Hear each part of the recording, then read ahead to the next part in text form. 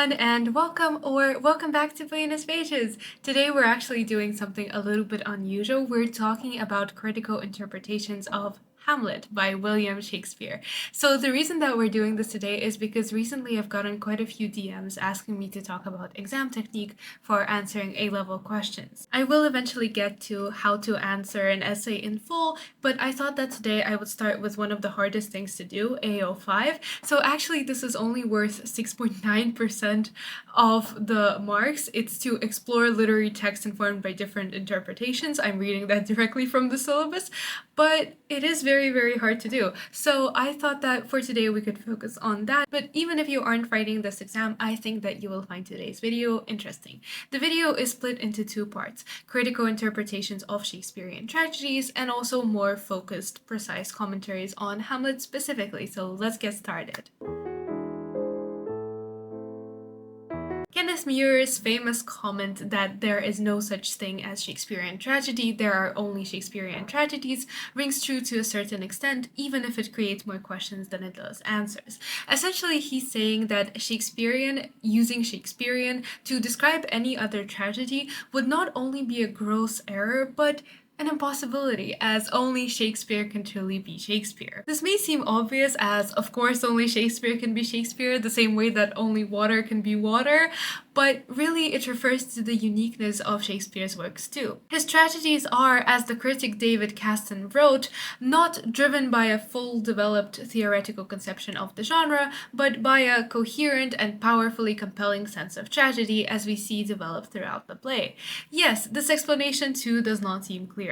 Essentially, all the critics are saying that Shakespeare is Shakespeare, and they're just using the same word to define the same word. So it's not a very good definition. It seems to drive us no closer to understanding what makes them stand out.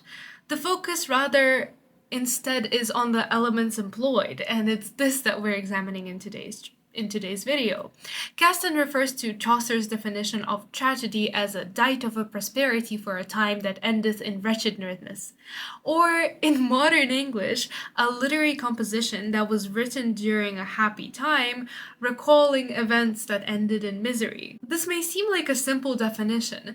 Oh, of course, a tragedy is just something that's very sad, something that has a sad ending, and of course a tragedy is probably written in happier times, but as Caston writes, in its very simplicity it calls attention to tragedy's power, making it as universal and inexplicable. It defines the inescapable trajectory of the tragic action, but not its cause, and in its reticence about who or what is responsible for the dire change of fortune, it speaks tragedy's fearful incomprehensibility. Tragedy is perhaps so universal and so well loved because of its applicability to all. Who has not suffered here? No one. Everyone suffers from different causes to different extents, from different reasons.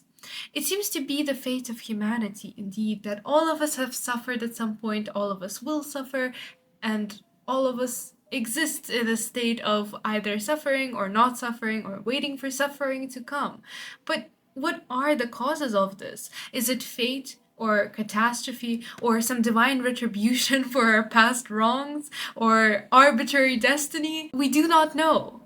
And as Caston writes, for Shakespeare, anyhow, the uncertainty is the point. Caston argues that characters may form an opinion or attempt to understand their tragedy, their demise, just as we try to justify whatever heartbreak we may be experiencing. Ultimately, the plays inevitably render that preliminary understanding inadequate. Shakespeare pulls the carpet out from under his character's feet, our feet too, leaving us to stand if we're lucky or fall onto the cold, hard floor. And yet there's no explanation. Indeed, in the refusal of any answers, Shakespeare's tragedies starkly prevent any confident attribution of meaning or value to human suffering. Tragedy for him is then any play where suffering occurs without explanation. The villains are driven for reasons of just because human nature, and the ultimate punishment seems rarely proportionate to the actual crime committed. Or, as Caston describes it, tragedy for Shakespeare is the genre of uncompensated suffering. And then this begs the question, why then do we enjoy it so much? Why do we take a perverse pleasure in the suffering? We're not sadistic people. Or at least I would certainly hope that we're not sadistic people if you're watching my videos and, well, I'm making these videos, I would certainly hope that I'm not sadistic and you aren't. Why the tragedies? Why, for me, the never-ending cycle of depressing literary fiction? Why do I love A Little Life? Why does my story graph pie chart look like I have never been happy once in my life? Why do I enjoy tragedies such as this one? Why do you? Aristotle called it the oikia hedoni, the proper pleasure of tragedy, to refer to this unique moment, to the uncomfortable phrase, as A.D. Nuttall describes it, of pleasure of tragedy. He argues that even the Nietzschean oxymoron of tragic joy is nicer sounding, and that a later kind of moralism taught a new generation of readers and theater goers to despise the pleasurable and to value the disturbing, the jagged, the painful work. In other words, now a reviewer probably cannot praise the work as giving solace or comfort. And if they do, it's forever doomed to remain on the list of comfort books that we scorn at when we see those Instagram posts as not true literature, but rather a comforting happy balm for when you want a light read. We have what Nuttall describes, a general taste for discomfort. We somehow enjoy this, but we may only enjoy it when it is constructed in a certain way. The main hero needs to be sympathetic so that we may feel adequately sorry for him, but not so sympathetic that we don't feel a strange sort of pleasure that, oh, well, at least this isn't happening for us. A strange sense of better him than me. A strange sense of, well, a part of me kind of hoped he would deserve it, in a jealous, very unpleasant part of us that we don't want to admit kind of way. It's a very careful balance, one that famously requires a certain type of character. Famously, the critic Bradley argued that we just need one, the tragic story as being concerned primarily with one person. He describes this tale of one person as essentially a tale of suffering and calamity conducting to death, and the archetypal character as a conspicuous person of some striking kind. They need to be contrasted with previous happiness or glory and have a total reversal of fortunes come upon this man who stood in high degree. Lot of quotes there. So this was the idea that people in the medieval ages feared that this idea because it made them feel that man is blind and helpless, the plaything of an inscrutable power. This is why we often see in Shakespearean tragedies wealthy people of great houses whose quarrels are of public moment, and for whom their consciousness of his high position never leaves him. In their fall, we see a sense of contrast. It is this that Bradley distinguishes tragedy from a mere other narrative, because in this contrast, no tale of private life can possibly rival. There is a focus in this critical analysis on simply the protagonist, but for me this is hard to reconcile as there is no suffering without other people. I do not believe that someone could really and truly suffer alone, and perhaps that's my most controversial thought for today. We are innately social creatures, and even if somebody were to be born alone, I still think that they would suffer because they're suffering from a lack of other people. In other words, there is no suffering without other people. Even the deepest self-loathing for me stems from a comparison. I think that when we're suffering because of other people, we want to be alone, but when we're alone, we're suffering because we're unaccepted or far away from other people. Hamlet suffers because of his mother, his father, Ophelia. Even then, I would argue that this does not make him the sole focus and point of interest. It's his relationship with other people that does. So I would disagree with Bradley there. But what I would agree with is that the suffering is indeed extreme. So extreme that it may drive madness. Madness that, as our next critic, Mac, explores, seems not only to be a form of divine punishment, but a freedom and an allowance to finally speak the truth. Elizabethan psychological beliefs were that excess of passion made one approach madness. As the old Latin adage goes, quos vult perdere Jupiter dementat prius. Those whom Jupiter, the god, wishes to destroy, he first drives mad. Hamlet's madness is an endlessly fascinating topic. We began this discussion before in, is he mad? Is he pretending to be mad? Or if he is pretending to be mad, why is he pretending to be mad? Madness is to some degree a punishment, certainly, as we see repeatedly in poor Ophelia's death, in Hamlet's ultimate final demise, in his alienation away from other people. Madness is most definitely a punishment, but it's also a way to free someone. to offer insight. Ophelia gives flowers to the king and the queen. And through the language of flowers, she tells him, "You're guilty of murder." Well, she doesn't quite tell him that. No flower would probably say that specific message, but she certainly pinpoints that he's guilty of something. She gives the queen a message that says, "You're cheating on someone." There are certain insights that she's granted that she cannot possibly consciously know, or indeed would usually have the freedom to express. Is it then some divine gift? Or is madness also just a way to be free of societal expectations? In psychology, a definition of abnormality is deviation from societal norms. We see this repeatedly in the way that women were being told that they were witches or that they were insane for simply saying no to their husbands in public. We see this in the way women were convicted of being mad simply because they saw things or said things that were considered inappropriate for women to say. We have seen it all the way from women's mental health to royals being conveniently called mad and shipped off to England rather, as we do in Hamlet. Madness then grants you privilege, as seen in Hamlet, when Ophelia gets to say what she has always wanted, but also perhaps in Shakespeare's work itself. Shakespeare wouldn't have risked saying a lot of comments himself, especially during this sensitive time of Protestantism versus Catholicism. Yeah, saying the wrong thing could certainly get you killed, or, well, have your license as a writer revoked. So he would not say this, but through his mad characters, he could certainly write whatever he wanted. After all, it's not me saying this, it's my characters. He could have been dismissed as simply insane, or as Maynard Mac writes, "To communicate at all, you must acknowledge the opposing voice, for there always is an opposing voice, and it is as deeply rooted in your own nature as in your audience's." Madness then gives us a voice, an opportunity to speak when we have been silenced. The true tragedy may then be not what was said, but what has been left unsaid, or unable to be said, about the nature of humanity, about the nature of life, death, the world, the universe, everything. We move then to a more specific critical commentary on Hamlet, and this section is unfortunately brief within this anthology. Perhaps when we are not so time-bound, I may make another video on the subject in detail, but for now let's focus on some interpretations, or the importance of, for example, the recurring theme of memory and remembrance. John Kerrigan writes that Hamlet never promises to revenge, only to remember. Okay, I disagree slightly with this, as we have seen that he has specifically stated, "I am sworn to revenge," but the importance of memory is certainly not to be overlooked. Memories drive the play. They give the play momentum. When Ophelia remembers the lover that Hamlet was in "Oh, what a noble mind is here overthrown," when she remembers Polonius, his beard was white as snow, she does this in particular when she has been driven mad. She's given the chance to voice these memories. It links back to what we have talked about with fitting into society. Is not then the true gift of being freed of societal expectations the gift of remembrance, the gift to take it slow, to remember at your own pace, to wallow as much as you like, to think at your own pace, to live at your own pace, to act as you see fit? Claudius's selfishness is contrasted when he insists on remembrance of ourselves rather than others.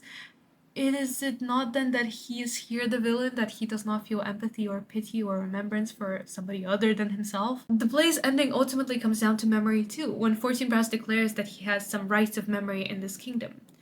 As Kerrigan writes, such true and false and cynical remembrances all reflect on the play's chief link with the past. Hamlet is driven by revenge, and in his memory of his father, he is unable to forget. Freud pointed out that mourning has a psychical task to perform in Trier. Sorry for this absolutely terrible use of the German language. Trier und Melancholy. To detach the survivor's mourning and memories and hopes from the dead. Is this not what Hamlet is trying to do when he's searching for a solution to the ghost? Yes, sure, he's searching for revenge, but he's also seeking to detach his life from the ghost life, to finally enact his revenge and get rid of this ghost, get rid of this haunting presence of his father constantly standing over his shoulder. When Claudius refuses to let Hamlet leave to Wittenberg to go to university to seek a different life, if he did, the play would have ended right there and then. Instead, he's left to live in a place where he's doomed to remember, in a place that mercilessly reminds him of his grief. And with "remember me," as the ghost shouts, remember me," from the floorboards, as Kerrigan writes, the ghost condemns Hamlet to an endless, fruitless, yearning for the lost figure, as John Bowlby spoke about when he talked about grief and its role in attachment and the way that somebody moves on after grief and loss. In the scenes that follow, we see the effect on Hamlet's sanity, linking us back to this key element of madness. Freud and Breuer both wrote that hysterics suffer mainly from reminiscences, and this is certainly the truth from Hamlet, who will never forget his father. Except, is he forgetting his father? Or is he rather hyper-focused on his mother? The critic Janet Edelman offers an interesting alternative approach. She argues it is Hamlet's fear of his mother's sexuality and maternal power that drive him.